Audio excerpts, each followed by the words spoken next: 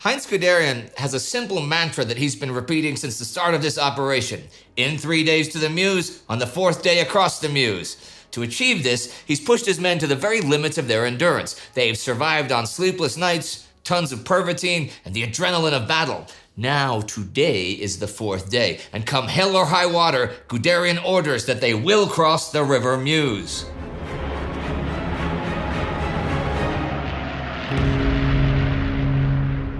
I'm Indy Nidell, and welcome to our World War II mini-series 10 Days in Sedan, where we cover the German thrust through the Ardennes, the rage of the Reich, and the new confrontation between old enemies at Sedan, the crucible where the fate of the Axis and Allies converge.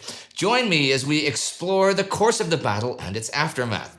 The traffic jams that stalled German progress through the Ardennes yesterday continue to threaten the timetable of the whole operation. Vehicle columns now stretch from the Meuse all the way back to the Rhine River. So yeah, the Germans are going to have a hard time attacking, but maybe Allied incompetence is going to save their bacon. Remember how French and British aircraft stayed away from Ewald von Kleist's panzers yesterday evening? Well, the Germans expect that with their forces now massing on the northern bank of the Meuse, there'll definitely be some bombing raids today. The 1st Flat Corps has rushed forward to provide AA defense for the tanks, and the Luftwaffe ramps up their own fighter support over the Ardennes. But to their surprise, the skies stay quiet even today.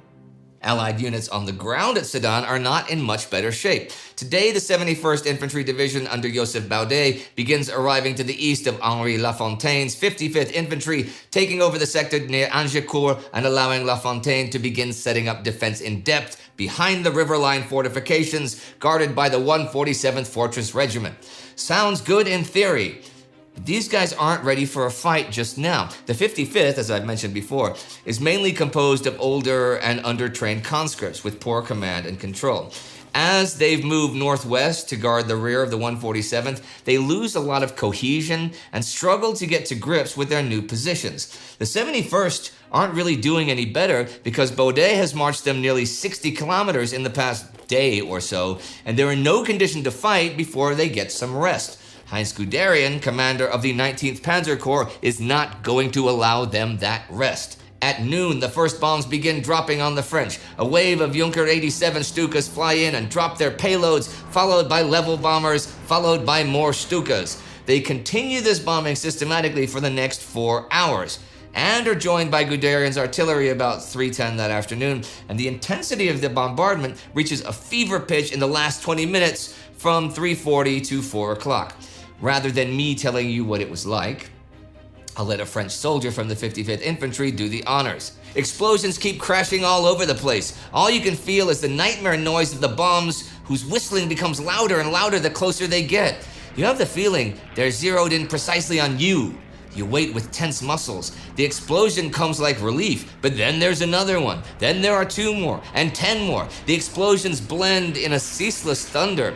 When the intensity of that sound abates for a moment, you can hear yourself gasping for air. The bunker trembles. Bombs of all caliber are being dropped. The small ones come down in packets. The big ones do not whistle. As they hit, the noise deceptively sounds like an approaching train. The noise from the siren of the diving aircraft drills into your ears and tears at your nerves. You feel as if you want to scream and roar. Pretty terrifying stuff, though the material effect on the bunkers and defensive positions is far less than the morale shock. The French artillery is still operational. Their machine guns are still sighted. Most bunkers make it out of the ordeal intact or with only minor damage. That morale shock is pretty huge though, and a lot of elements of the 55th Division start breaking already, fleeing the ominous sirens of the Stukas as fast as their legs can carry them. As soon as the bombs subside, the assault begins. Rubber boats are hauled into the water, paddles throw up splashes and spray, and the French machine guns burst into life. The 10th Panzer Division attempts a crossing at Vaudelancourt. Problem there is that the approach to the river is between 600 and 800 meters of exposed and open territory, and the French defenses on the opposite side of the Meuse are still very much operational.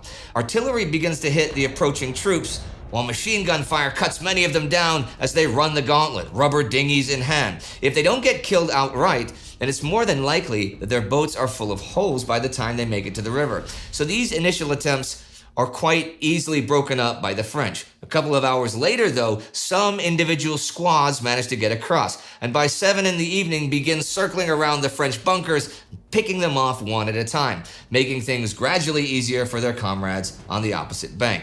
Further west, the 2nd Panzer Division attempts their own crossing at Donchéry. This does not go any better than the attempt at Vaudelancourt, perhaps even worse. French artillery aggressively pounds their positions as they begin their approach and completely breaks up their assault squads. So around the same time 10th Panzer are beginning to get across, 2nd Panzer has fully stalled and is crying out for support from other German units. That support could very well come from the 1st Panzer Division in the center, who have been making their own crossing opposite the village of Glea. Here, they've actually been very successful. See, there's a bit of a gap in the fortifications just here. The gap is about 2 kilometers between Bunker 305 at Glea and Bunker 211 near the Pont Neuf Bridge. The approach also has much more cover than the others, so the assault boats make it to the river pretty comfortably, and the first wave makes it across the Meuse with only minor casualties. Guderian himself crosses the river in the second wave a short time later. Next to them, the Großdeutschland Regiment is attempting to cross at Pont Neuf, and the fortifications quickly show them why aiming for the gap is a far better idea, because their crossing fails. Assault teams from 1st Panzer immediately push west after they've crossed the river, hitting some of the French fortifications in the rear, specifically the fortifications which overlook Donchéry and are holding 2nd Panzer Division back. As these positions start falling to the assault squad, 2nd Panzer try their luck once again, and this time a small group on the division's left, so east of Donchéry, manages to make it across the Meuse about 8 p.m. It'll still be another couple of hours until they can start bringing troops across in larger numbers. All 3 Panzer divisions now have elements across the river, and German troops are popping up behind French lines and causing havoc. Confusion and panic start to overtake the troops of the 55th Division, who begin fleeing south in increasingly large numbers. Though some pockets of French soldiers, mainly of the 147th Regiment, linger on the banks of the Meuse, continuing to resist the Germans. But as the evening rolls on, German pontoon bridges, capable of bringing their panzers across the river, are beginning to take shape. So all is lost. The crossings have succeeded, right? Well, not necessarily. French forces in the sector are not beaten and are actually beginning to grow stronger. Troops under Jean Flavigny, the 3rd Motorized Infantry and 3rd Armored Divisions, start to arrive in the area tonight. The German bridgehead is still small, far smaller than Guderian once, and still only contains a fraction of his total force. A counterattack is very possible, and a counterattack is ordered. The 55th Division, or what's left of it, is focusing on containing the breach and maintaining linear front lines World War I style. But overnight, it's going to be strengthened by the 205th and 213th Infantry Regiments and 4th and 7th Tank Battalions from Corps Commander Pierre Gransard's reserve. This force is ordered to retake the area and throw the Germans back across the Meuse. That is supposed to get going tomorrow morning, as soon as they're in position, so we'll talk more about that next time. While Guderian's Panzer Corps fights to cross the Meuse at Sedan, 2 more German corps are fighting to cross the river further north. The first of this is Hermann Hoth's 15th Motorized Corps, which is aiming to cross the Meuse at Hou and Dinant. Hoth's corps is made up of the 5th Panzer Division under Max von Hartlieb and the 7th Panzer Division under Erwin Rommel. Things are quite difficult here for the French because the unit facing the assault, Camille Dufay's 18th Infantry Division, does not have all of its regiments here at the front, and communications have all but broken down. In fact, the first men of Hoth's corps have actually already crossed the river already. These were some troops of the 3rd Company of the 8th Reconnaissance Battalion, part of the 5th Panzer Division. Later, Rommel will say that these are his men, that the 7th Panzer Division were first to cross. But actually, these motorcycle troops were only temporarily under his command. Anyway, last night, they discovered a weak point in the French lines between Ivoire and Dinant, centered on the little island of Hou. Here, they managed to cross the river at a weir and establish a bridgehead. This morning, Hartlieb's 5th Panzer Division sends over 3 battalions of infantrymen who start making the assault crossing. They're up against the 2nd Battalion of the French 39th Infantry Regiment, who have only been inserted into the line recently and are very isolated, but nonetheless, the defenders fight hard, using machine guns in flanking positions and calling in artillery. Even with the backing from a few panzers, the casualties are heavy on the German side, as one after-action report puts it. The dead are floating in the water. The wounded desperately cling to the lock gates. They call for help, but nobody can help them. Nevertheless, by midday, the Germans have eliminated French resistance and have pushed 4 kilometers and start to threaten the village of Haut-Levastia. The French do start to make some counterattacks against Hou, but these are pretty ineffective. The crossing at Hou is in a bit of a weird location. It's in the French 11 Corps sector, but it's on the extreme left, very close to the boundary with Jean Bouffet's 2nd Corps. In the end, it is 2nd Corps that takes on Hartlieb's crossing, with the 5th Motorized Infantry Division moving across the Corps boundary to help out the 18th Infantry Division. But from the start, that attack is running behind schedule. The division's commanding officer, Jean Boucher, restores contact with the 18th only about 7:30 a.m., and it isn't until around 11 that he starts setting things in motion. He brings up the 2nd Battalion of the 129th Motorized Infantry Regiment, but the men are attacked by Stukas during the march, which delays things further. Finally, by early evening, he's ready to go and has added some tanks and armored cars of the 14th Dragoon Regiment and 4th Armored Reconnaissance Regiment. The aim is to strike at the emerging German salient centered on Haut-Levastia. But with all the delay, it takes until 9 p.m. for things to be ready, and by then the artillerymen are worried about the lack of light. The attack is cancelled and postponed until tomorrow morning. Rommel's 7th Panzer Division is just to the south of Hartlieb's 5th, and he aims to cross the Meuse at 2 points. The first of these, what we'll call Rommel's northern side, is just to the south of Hou. The second is further south at Leffe, which is on the northern edge of the city of Dinan. If the name Leffe sounds familiar to you, then yes, this is where the beer comes from. The 7th Panzer Division begins its assault about 6 a.m. following bombing raids by the Luftwaffe. At the northern side, Rommel deploys the 6th Rifle Regiment and the 7th Motorcycle Battalion. Rommel puts most of his effort into the southern side, where he has the 7th Rifle Regiment with support from the 25th Panzer Regiment. Things here are really very difficult for the Germans. The Meuse is about 80 meters wide, and Rommel's men paddled their rubber boats into a wave of fierce French defensive fire. The machine gunners and mortar men of the French 66th Infantry Regiment are positioned in houses and bunkers built into the rocks high above the river. Some French troops are holed up in the ruins of Crèvecoeur Castle. From this 15th century fortress, artillery observers call down fire on France's 20th century enemy. On the German side, Luftwaffe support is limited because the Air Force is busy with Guderian's effort at Sedan.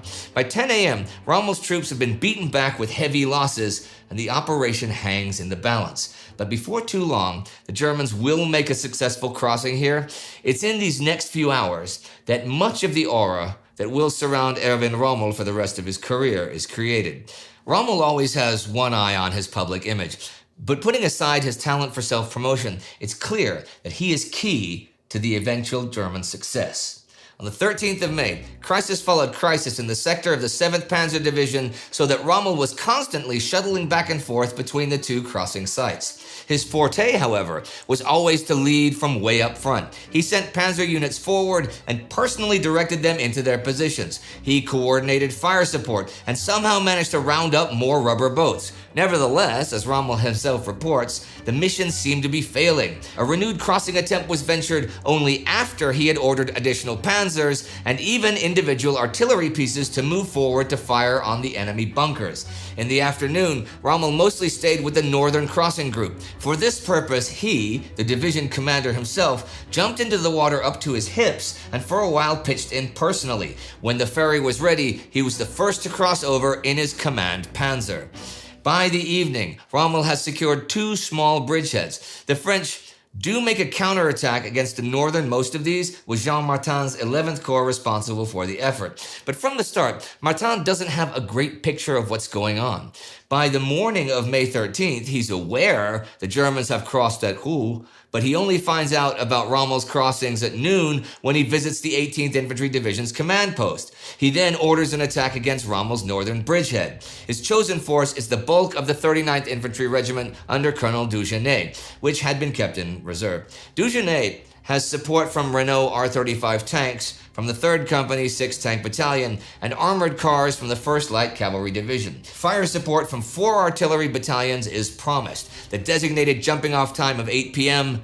is postponed to 9 p.m. at Dugenet's request. Then, just 15 minutes before the new start time, Dugenet reports his infantry units are still not ready. Undeterred, the tanks and armored cars roll forward alone into the night. They fight well, but this is not a proper combined arms attack.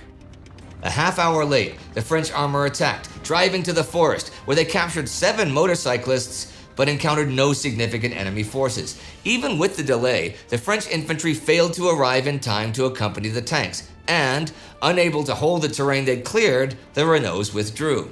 The French launched no counterattack against Rommel's southern bridgehead near Leffe, which is in fact the site which the German general has already assessed to be the most promising. Because bridging resources are limited, it is here he orders his engineers to build the one military bridge he has the capacity to build. But unlike Guderian, Rommel doesn't wait for the bridge to be ready before he starts bringing over his armor.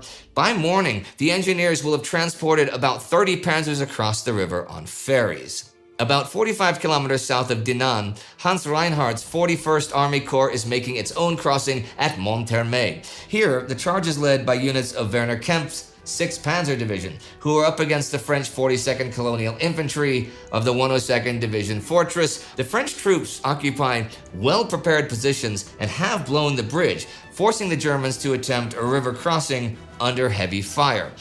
Although the 42nd is a Reserve B regiment, they have an unusually high percentage of professional officers and NCOs, and are well equipped with machine guns. The terrain here also really favors the defenders. In the area around Monthermé, the Meuse meanders through the Ardennes in a canyon-like gorge that greatly resembles the valley of the Rhine near Lorelei Rock. The bizarre rock formations, which attract so many tourists, created a nightmare here for Reinhardt. Along the northern bank of the Meuse, opposite Monthermé, rises a 200-meter-high cliff called Envelope, which several rockfalls interrupt. From here, the Germans had to try to get to the river. In the process, they were completely under the observation of the enemy, who was superior in artillery. Kempf's force don't have a whole lot of Luftwaffe support, and his first 2 assault crossings are forced back by the French defenders. It isn't until the early afternoon that Kempf's infantry manages to get across the river. By the evening, they have taken Monthermé. Once again, the French fight tenaciously. Lieutenant Paul Barbast's company holding Monthermé was soon overwhelmed. Rather than retreat, the 27-year-old Barbast grabbed an FM-24-29 light machine gun and led a desperate counterattack with his last 2 squads. But he was killed in action. By 1600 hours, the Germans were pushing south down the peninsula, but were soon stopped by the rest of the French battalion, which was well supported by artillery. For the moment, Reinhardt's bridgehead at Monthermé was contained. By the early evening, the German engineers are beginning to build a pontoon bridge over the Meuse, ready to start bringing the armor over. But Reinhardt's bridgehead is relatively small and well contained. Monthermé stands at the end of a narrow peninsula, and although the Germans have taken the town itself, their route south is blocked by the 42nd Colonial Infantry Regiment. Then there's the problem of bringing up enough force to exploit the crossing. See, much of Reinhardt's Panzer Corps is still stuck far away from the crossing. The 8th Panzer Division is still a couple of days away. Reinhardt's corps is moving so slowly that some of the infantry that was supposed to be following in his wake has actually caught up with him. His 2nd Motorized Infantry Division is supposed to be crossing the Meuse at Nozonville, but they won't arrive until tomorrow. In the meantime, the 3rd Infantry Division of his neighboring 3rd Corps have begun their own crossing at Nozonville today. They were supposed to be far behind Reinhardt, but have caught up and taken over the crossing point because of all the traffic chaos. As we shall see next time, Reinhardt running behind schedule leads to a real crisis, which threatens the very existence of Panzer Group Kleist as an independent formation. And that is where I will leave things today, with German panzers and infantry crossing the Meuse not just at Sedan, but into other sectors as well. As we've seen, the French troops have, on the whole, fought valiantly, and those German bridgeheads are tenuous at best. Will the Germans be able to reinforce and expand them? A lot of their vehicles and infantry are still stuck in those mighty traffic jams. For their part, the French have plenty of force for containing and perhaps even repelling those bridgeheads. But so far, French command has been racked by poor communications, lethargy, and indecision. Have they got what it takes to push the Germans back? We shall have to see. Next time we'll see how those crossings turn out. We'll head back to look at the fighting in Sedan as the Allies launch a massive airstrike on the German forces there. We'll also see how Panzer Group Kleist ends up at war not only with the French, but with its superiors at Army Group A. Make sure to subscribe so that you don't miss a single episode of this 10-part miniseries. Time Ghost Army Ardennes Amigo of the Week is Nicholas Warlick, and these are the newest commissioned officers. It is thanks to the Time Ghost Army that we can put together things like this, and our long-format documentary that will come out after these episodes are finished. Join the Army at timeghost.tv or patreon.com. I'll see you next time.